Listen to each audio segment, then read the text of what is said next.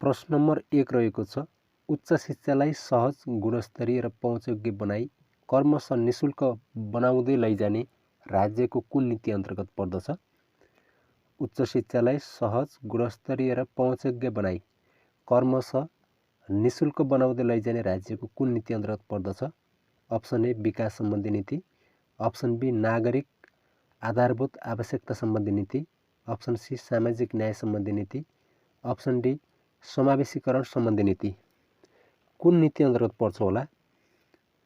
कुन नीति अन्तर्गत पर्छ होला? अप्सन बी राइट एन्सर रहेको छ नागरिक आधारभूत आवश्यकता सम्बन्धी नीति।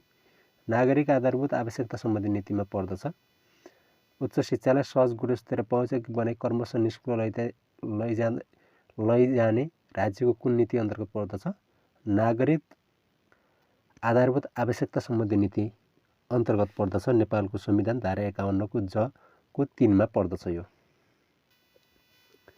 प्रश्न नम्बर 2 शिक्षा नियमावलीको 9 संशोधन कहिले भएको हो? शिक्षा नियमावलीको 9 संशोधन कहिले भएको हो? प्रश्न नम्बर 2 शिक्षा नियमावलीको 9 संशोधन कहिले भएको हो? 9 संशोधन कहिले भएको हो? 2077 11/3 मा भएको अप्सन सी। 2077 11/3 अप्सन सी मा भएको। प्रश्न नम्बर 3 ग्रामीण शिक्षा विकास कोषको लेखा परीक्षण कसले गर्दछ? ग्रामीण शिक्षा विकास कोषको लेखा परीक्षण कसले गर्दछ? अप्सन ए गाउँ नगर शिक्षा समितिबाट, अप्सन बी शिक्षा विकास तथा समन्वय एकाइबाट, अप्सन सी शिक्षा विकास निर्देशनालयबाट, अप्सन डी महालेखा परीक्षकको कार्यालयबाट। ग्रामीण शिक्षा विकास कोषको लेखा परीक्षण कसले गर्दछ? कसले गर्दछ? यो त सबैलाई थाहा भयो के हो, पढि नै सक्यो हामीले। महालेखा परीक्षकको कार्यालयबाट, महालेखा परीक्षकको कार्यालयबाट ग्रामीण शिक्षा विकास कोषको लेखा परीक्षण गर्दछ। प्रश्न नम्बर 4 इन्चन घोषणाको लक्ष्य कुन हो? इन्चन घोषणाको लक्ष्य कुन हो? इन्चन घोषणाको लक्ष्य कुन हो? निशुल्क प्राविधिक र मावि शिक्षा, व्यावसायिक र प्राविधिक शिक्षा, शिक्षामा नवीनतम प्रविधिको उचित प्रयोग, शिक्षामा समतामूलक पहुँच।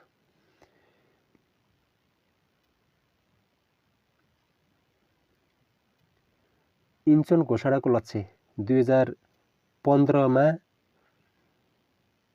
दक्षिण कोरियाको इन्चन हो। यो दक्षिण कोरियाको इन्चनमा सबैका लागि शिक्षा भन्ने यो तेस्रो पटक घोषणा गरिएको, तेस्रो पटक घोषणा गरिएको यो दक्षिण कोरियाको इन्चन भन्ने हो। इन्चन घोषणाको लक्ष्य कुन हो? इन्चन घोषणाको लक्ष्य कुन हो? इन्चन घोषणाको लक्ष्य कुन हो? शिक्षामा समतामूलक पहुँच हो, अप्सन डी। शिक्षामा समतामूलक पहुँच, अप्सन डी इन्चन घोषणाको लक्ष्य। प्रश्न नम्बर 5 विद्यालयमा छात्रालाई विशेष छात्रवृत्ति दिनु के हो? विद्यालयमा छात्रालाई विशेष छात्रवृत्ति दिनु के हो? महिला सशक्तिकरण, लैङ्गिक समता, लैङ्गिक समानता, लैङ्गिक न्याय। विद्यालयमा छात्रालाई विशेष छात्रवृत्ति दिनु के हो?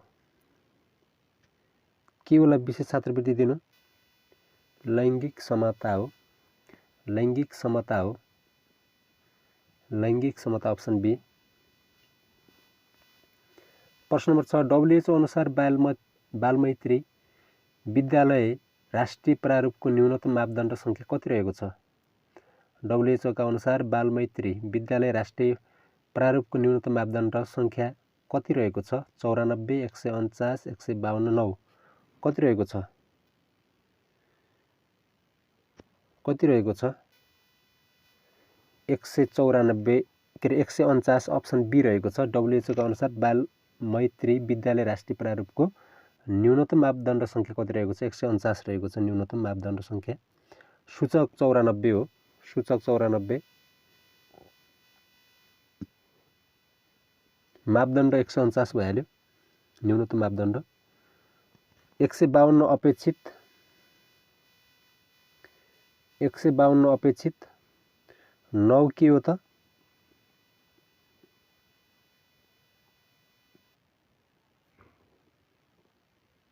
एक सय 52 अपेक्षित, 9 आधार, 9 आधार हो। राइट एन्सर अप्सन बी रहेको छ। प्रश्न नम्बर 7 शिक्षा व्यवस्थापनमा संगठनात्मक सङ्कटका कारणहरूमा कुन पर्दैन? शिक्षा व्यवस्थापनमा संगठनात्मक सङ्कटका कारणहरूमा कुन पर्दैन? कुन पर्दैन होला? योजनाबद्ध कार्यको उपयुक्तता पर्दैन अप्सन बी। योजनाबद्ध कार्यको उपयुक्तता पर्दैन अप्सन बी पर्दैन। अप्सन बी पर्दैन।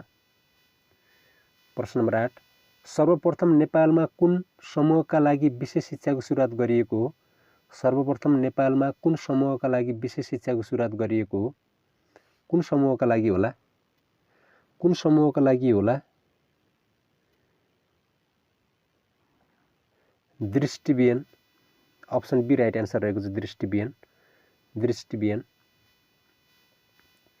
प्रश्न नम्बर 9 प्रयत्न र भुल सिकाइ सिद्धान्तको प्राथमिक नियममा कुन पर्दछ? यो प्राय सोधिरहने क्वेसन पनि हो, इम्पोर्टेन्ट। प्रयत्न र भुल सिकाइ सिद्धान्तको प्राथमिक नियममा कुन पर्दछ? कुन पर्छ होला? मनोवृत्ति, अभ्यास, अध्ययन, आंशिक कार्य। प्रयत्न र भुल सिकाइ सिद्धान्तको प्राथमिक नियममा कुन पर्दछ?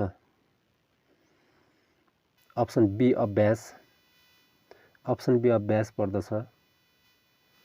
प्रश्न नम्बर 10 आमा बुवाको व्याख्या अनुसार प्रारम्भिक बाल्यावस्थाको विशेषता कुन हो? आमा बुवाको व्याख्या अनुसार प्रारम्भिक बाल्यावस्थाको विशेषता कुन हो? पूर्व विद्यालयको, अन्वेषणात्मक, अनुकरणको, खेलौनाको। आमा बुवाको व्याख्या अनुसार प्रारम्भिक बाल्यावस्थाको विशेषता कुन हो? कुन हो? खेलौनाको। अप्सन डी खेलौनाको। अप्सन डी खेलौनाको। प्रश्न नम्बर 11 बाह्य उद्दीपक प्रतिको प्रतिक्रियालाई कुन सिकाइ सिद्धान्तले सिकाइका रूपमा लिन्छ? बाह्य उद्दीपक प्रतिको प्रतिक्रियालाई कुन सिकाइ सिद्धान्तले सिकाइका रूपमा लिन्छ? व्यवहारवाद, संज्ञानवाद, निर्माणवाद, सामाजिक निर्माणवाद। यस प्रश्नको राइट एन्सर रहेको छ अप्सन ए रहेको छ व्यवहारवाद। अप्सन ए 11 को अप्सन ए व्यवहारवाद रहेको छ। प्रश्न नम्बर 12 विद्यालय क्षेत्र विकास योजना कस्तो योजना हो? विद्यालय क्षेत्र विकास योजना कस्तो योजना हो? बृहत, मध्य, सूक्ष्म, गतिशील। विद्यालय क्षेत्र विकास भनेको चाहिँ विद्यालय सुधार भनेको छैन, क्षेत्र विकास भनेको छ। यो बृहत हो। विद्यालय सुधार योजना भनेपछि सूक्ष्म हुन्थ्यो हैन? विद्यालय क्षेत्र विकास योजना बृहत।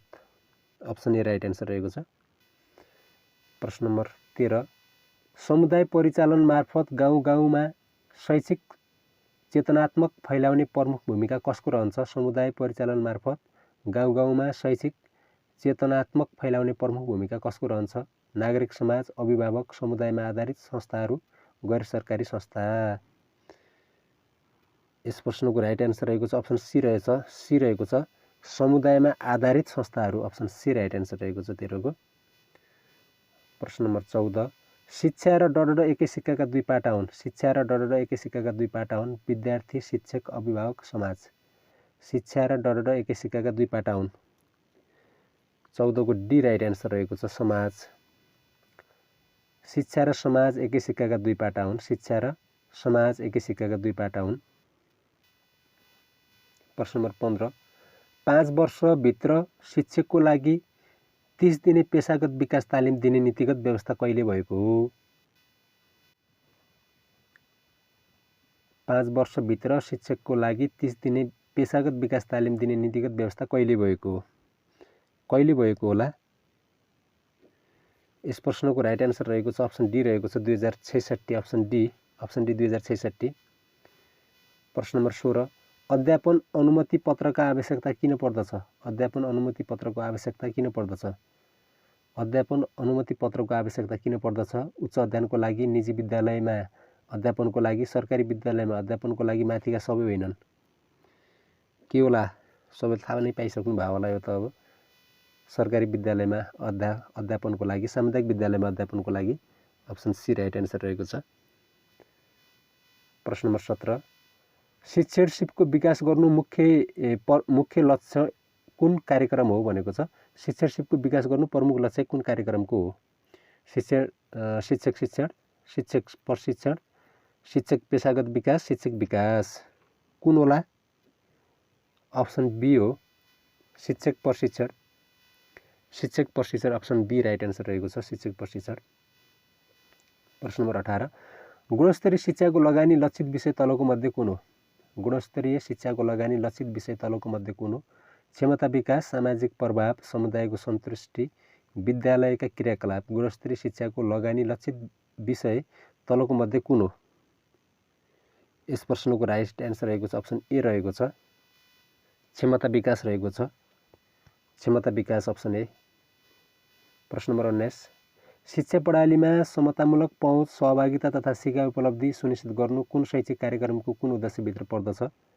शिक्षा प्रणालीमा समतामूलक पहुँच, सहभागिता तथा सिकाइ उपलब्धि सुनिश्चित गर्नु कुन शैक्षिक कार्यक्रमको कुन उद्देश्यभित्र पर्दछ? कुन उद्देश्यभित्र पर्छ होला? हामीले यस्तै क्वेसन पढि नै सकेका थियौँ यहाँभन्दा अगाडि पनि हो। यस प्रश्नको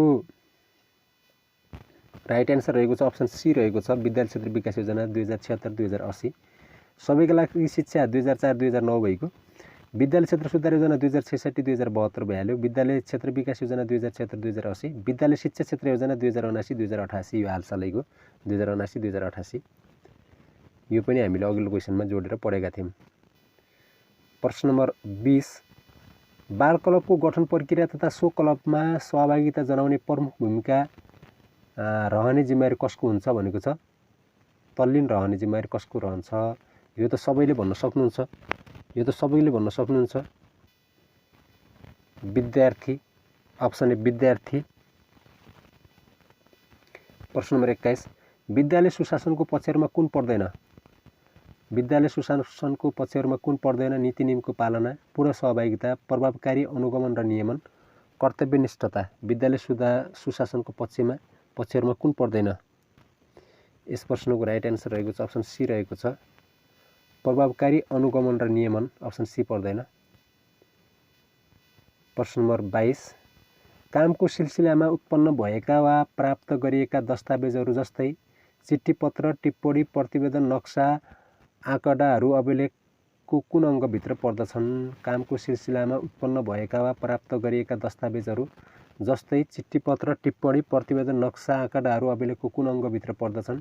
सिर्जना, उपयोग, स्थगन, विनाश। यस प्रश्नको राइट एन्सर रहेको छ अप्सन ए रहेको छ सिर्जना रहेको छ। Option A. अप्सन ए सिर्जना रहेको छ। प्रश्न नम्बर 23 समानता र सम्मानपूर्वक सिक्ने वातावरणका बनाउने प्रमुख भूमिका कसको हुन्छ भनेको छ? वातावरण बनाउने प्रमुख भूमिका कसको हुन्छ? समानता र सम्मानपूर्वक सिक्ने वातावरण बनाउने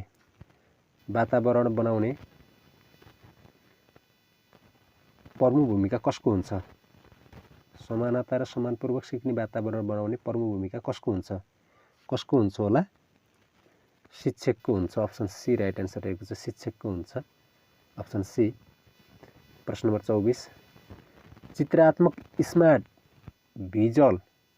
भिजुअल स्पिचल इन्टेलिजेन्स कुन बौद्धिकताभित्र पर्दछ? तार्किक बौद्धिकता, दृश्य बौद्धिकता, अन्तर्मुखी बौद्धिकता, अन्तर्वैयक्तिक कुनभित्र पर्छ होला? इन्टेलिजेन्स कुन बौद्धिकताभित्र पर्छ? स्पिटियल भिजुअल कुन बौद्धिकताभित्र पर्छ? अप्सन बी दृश्य बौद्धिकता। दृश्य बौद्धिकताभित्र पर्छ। चित्रात्मक स्मार्ट भनेको छ यहाँ क्वेसनलाई बुझ्नु होला अहिले राम्रोसँग। दृश्य बौद्धिकताभित्र पर्छ। प्रश्न नम्बर 25 विषय शिक्षणको सबल पक्ष कुन हो? विषय शिक्षणको सबल पक्ष। विषय शिक्षणको सबल पक्ष हो उपयुक्त शिक्षण विधिको छनौट गर्न सक्नु। उपयुक्त शिक्षण विधिको छनौट गर्न सक्नु। प्रश्न नम्बर 26 कक्षा कोठाको भौतिक व्यवस्थापन अन्तर्गत नपर्ने पक्ष तलका मध्ये कुन हो? कक्षा कोठाको भौतिक व्यवस्थापन अन्तर्गत नपर्ने पक्ष तलका मध्ये कुन हो? कक्षा कोठाको फर्निचर व्यवस्थापन, शैक्षिक सामग्रीको व्यवस्थापन, समूह निर्माणको लागि ठाउँको समूह विभाजन गर्ने शिक्षण।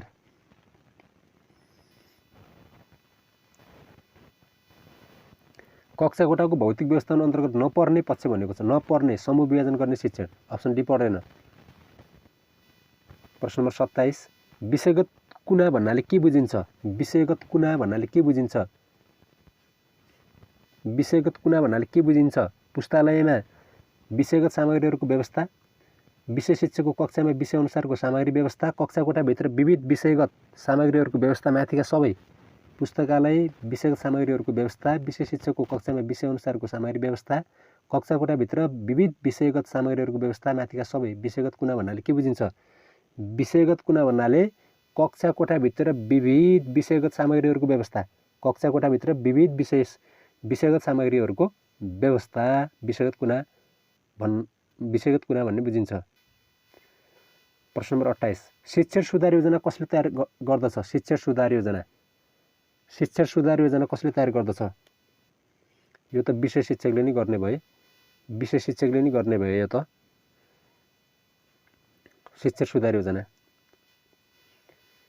प्रश्न नम्बर 29, निकोलसका अनुसार पाठ्यक्रमका तत्त्वहरूमा नपर्ने तत्त्व कुन हो? निकोलसका अनुसार पाठ्यक्रमका तत्त्वहरूमा नपर्ने तत्त्व कुन हो?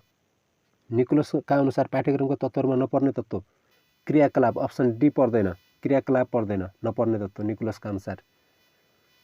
प्रश्न नम्बर 30, विद्यालय शिक्षाको राष्ट्रिय पाठ्यक्रम प्रारूप 2076 अनुसार आधारभूत शिक्षाको सक्षमता कतिवटा छ?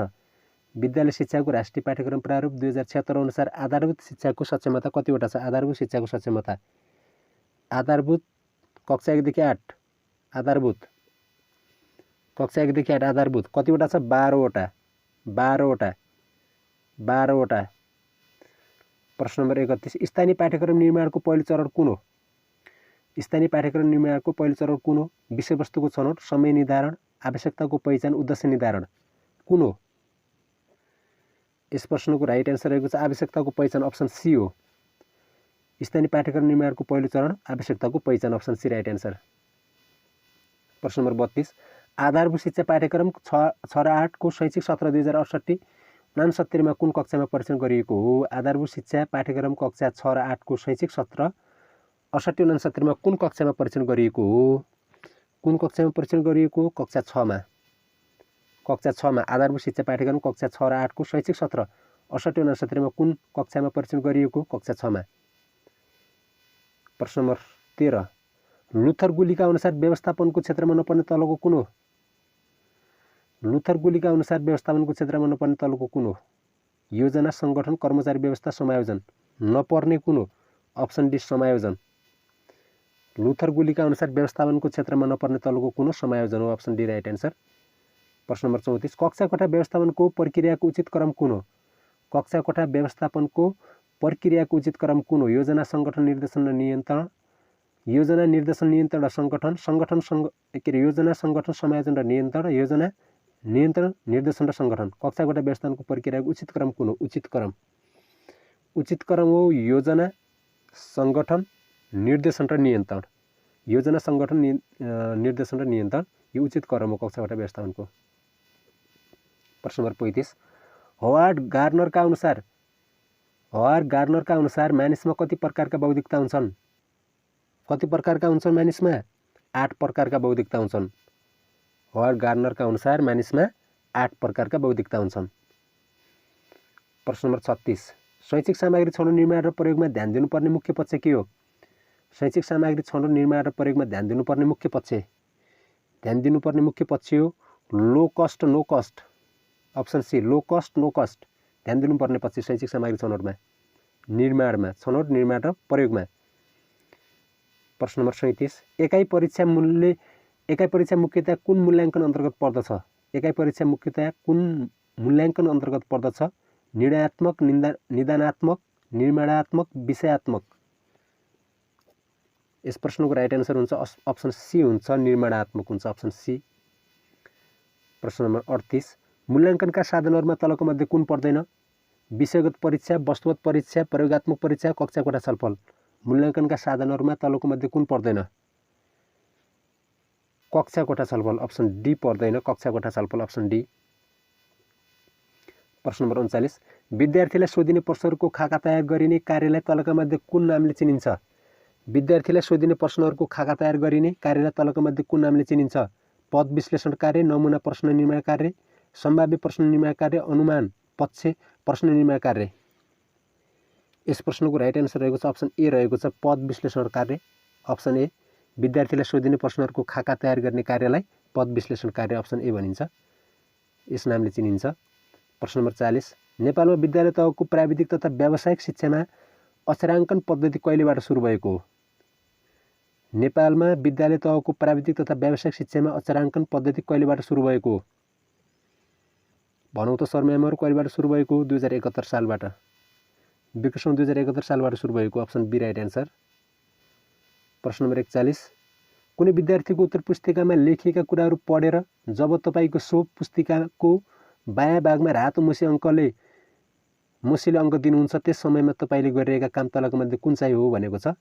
कुनै विद्यार्थीको उत्तर पुस्तिकामा लेखिएका कुराहरू पढेर जब तपाईँ सो पुस्तिकाको बायाँ भागमा रातो मुसीले अङ्क दिनुहुन्छ त्यस समयमा तपाईँले गरिरहेको काम तलका मध्ये कुन चाहिँ हो? परीक्षण, मापन, लेखाजोखा, मूल्याङ्कन। के होला? के होला? मापन हो, अप्सन बी। अप्सन बी मापन हो। अप्सन बी मापन हो। प्रश्न नम्बर 42 बहुवैकल्पिक प्रश्न कस्तो परीक्षणको किसिम हो? विषयगत, वस्तुगत, प्रमाणिक, गैर प्रमाणिक। कस्तो होला? वस्तुगत। वस्तुगत हो। बहुवैकल्पिक प्रश्न कस्तो परीक्षणको किसिम हो? वस्तुगतको, अप्सन बी राइट एन्सर हो। प्रश्न नम्बर 43 कुनै व्यक्ति, संगठन, घटना वा कार्यक्रमका सम्बन्धमा योजनाबद्ध रूपमा गर्ने गैर अध्ययनलाई के भनिन्छ? कुनै व्यक्ति, संगठन, घटना वा कार्यक्रमका सम्बन्धमा योजनाबद्ध रूपमा गर्ने गैर अध्ययनलाई के भनिन्छ? योजनाबद्ध गर्ने गैर अध्ययनलाई के भनिन्छ? घटना अध्ययन भनिन्छ, अप्सन डी घटना अध्ययन भनिन्छ, अप्सन डी। प्रश्न नम्बर 44 अनुसन्धानको क्रमशः अनुसन्धानकर्ताद्वारा पहिलो पटक सङ्कलन गर्ने तथ्याङ्कलाई कस्तो तथ्याङ्क भनिन्छ? परिमाणात्मक, गुणात्मक, प्राथमिक, सहायक। अनुसन्धानको क्रमशः अनुसन्धानकर्ताद्वारा पहिलो पटक सङ्कलन गर्ने तथ्याङ्कलाई कस्तो तथ्याङ्क भनिन्छ? प्राथमिक, अप्सन सी। प्राथमिक तथ्याङ्क भनिन्छ, अप्सन सी राइट एन्सर रहेको छ। प्रश्न number 45 graphics for word processor is ड के हो त? के हो? क्लिप आर्ट हो। Graphics for word processor is clip art हो। प्रश्न number 46 what are the types of digital signal भनेको छ। What are the types of digital signals? Digital logic, analog, signal processing, all of them. सबै हुने digital, all of them माथिका सबै। प्रश्न number 47 as listed below which application is used for presenting test भनेको छ। OneNote, Prezi, e link, both B and C. के होला? के होला त? अप्सन बी हुन्छ, प्रिजी, अप्सन बी हुन्छ।